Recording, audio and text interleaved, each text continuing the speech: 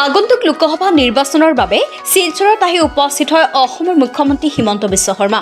ৰাজ্যৰ মুখ্যমন্ত্ৰী হিমন্ত বিশ্ব শৰ্মাৰ উপস্থিতিত বিজেপিৰ লোকসভা নিৰ্বাচনৰ প্ৰাৰ্থী পৰিমল শুক্লবৈদ্যই জিলা আয়ুক্তৰ কাৰ্যালয়ত মনোনয়ন পত্ৰ দাখিল কৰে। আজি বুধবাৰে শিলচৰত মুখ্যমন্ত্ৰীৰ উপস্থিতিত বিজেপিৰ কাৰ্যালয়ৰ পৰা ঢাক ঢোল বজাই বিজেপি কৰ্মীসকলে জিলা আয়ুক্তৰ কাৰ্যালয়লৈ এক বৃহৎ শোভাযাত্ৰা উলিওৱা হয়।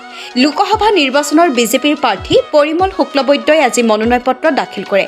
সংবাদ মাধ্যমৰ আগত মুখ্যমন্ত্ৰীয়ে কয় যে শিলচৰ লোকসভাৰ আসনত অধিক সংখ্যক ভোটত লাভ কৰি বিজেপিৰ প্ৰাৰ্থী পৰিমল শুক্লবৈদ্যই জয়ী হ'ব। Bureau' report, reporter live Assam. BJP গালি পাৰি পিছদিনাখন বিজেপি যোগদান কৰা আমি কিমান মানুহ দেখি আছোঁ। গতিকে কাৰ গেৰেণ্টি কোনে ল'ম? তেখেতে চান্দা কালেক্ট কৰিব বুলি কৈছে। চান্দা কালেক্ট কৰা ভাল, খালি ৰুল মতে কৰিব লাগে।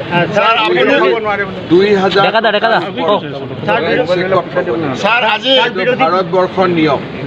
মই ৰখাম নৰখাম তেওঁকতো ইলেকশ্যন কমিশ্যনে সুধিবই যে চান্দাটো চেকত লৈছে নে কেছত লৈছে।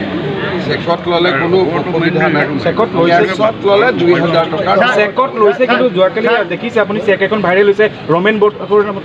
মই ইমান কংগ্ৰেছৰ ভিতৰুৱা কথা ছাৰ ভূপেন বৰা কৈছে আপুনি বোলে শংকৰদেৱতকৈও বেছি বুলি নিজকে ভাবে। আজি ডিফুট কৈছে ভূপেন বৰা। আমি চব শংকৰদেৱৰ নামটো ইলেকশ্যনত কিয় টানি আনিব লাগে?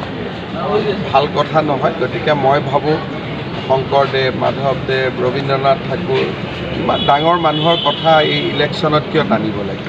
স্যাৰ, আপনি মিয়াৰ ভোট চাই আছে আৰ বদৰুদ্দিন আজমল ডাঙৰীয়াই কৈ আছে কি বিজেপি টকাৰ খেলা খেলি আছে। মই খালি সেই মানুহৰে ভোট চাই আছোঁ যি মানুহে মোদীজীক বিশ্বাস কৰে, মোদীজীৰ বিকাশ নীতিক বিশ্বাস কৰে আৰু মোদীজীৰ লগত থাকিব খোজে। सर, विरोधी पक्ष में एक आरोप लगाया है कि आपने आप लोग कहाँ से ये आरोप सुना है? हम तो कहीं नहीं सुनते हैं। आप लोग इतना बड़ा बड़ा आरोप लगा दिया। मेरा साथ तो सब बात करते हैं। कौन सा विरोधी? उन लोग को बोल रहे हैं कि ईडी में जितना आदमी फंसे हुए थे पहले भाजपा में नहीं थे, वो लोग भाजपा में आने के बाद ईडी का केस भी हट गया। ईडी से बचना है तो भाजपा ज्वाइन करें।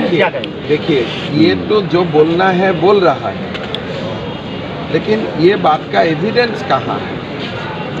जिसका पॉकेट में माल होगा उसका पास ईडी आएगा और आना भी सही है। फर्दर केलेंकरी का बात अगर करें वो तो आप कैसे बोल सकता है मेरा नाम? मेरा तो पहले कांग्रेस का रहते रहते मुझको क्लीन चिट दे दिया गया। तो आप लोग एक ही बात दोबारा क्यों बोलते हैं? मैं आज तक आप लोग का खिलाफ कुछ नोटिस नहीं दिया। ये तो मेरा बड़प्पन है। नहीं तो आपका नाम पकड़ के मैं आपको नोटिस भी दे सकता हूँ, इसलिए आपका पास तो कोई एविडेंस नहीं है मेरा खिलाफ। लेकिन मेरा बड़प्पन है, बीजेपी का बड़प्पन है कि हम लोग बोलने से भी सुन लेता हूँ। শিলচৰত কিমান ভোটত জয় হ'ব? শিলচৰত পৰিমল শুক্লবৈদ্যৰ ৰিটাৰ্ণটো একেবাৰে খাটা মুখৰি থাকে। আপুনি মাৰ্জিন দি আছে 3 লাখ 2.5 লাখ। তেতিয়াহ'লে তেওঁ কৈছে তেওঁলে মুখ্যমন্ত্ৰী কিয় বাৰম্বাৰ আহি প্ৰচাৰ কৰিব লাগে? মুখ্যমন্ত্ৰী বৰাকত কিয় নাহিব ভাই? প্ৰচাৰ কৰাৰ কাৰণে কিয় নাহিব? যদি মোদীজীৰ মেছেজ আমি লাষ্ট মানুহটোৰ ঘৰলৈ লৈ যাব লাগে। মইতো বিচাৰোঁ যে মোদীজীৰ মেছেজ সুস্মিতা দেৱৰ ঘৰতো সোমাব লাগে। গতিকে আমি আহি থাকিব লাগিব till last man is in the other side. Sir ডিলিমিটেশনে প্ৰভাব পড়ব নেকি? যেহেতু প্ৰভাব পড়ব, মাৰ্জিন বাঢ়িব।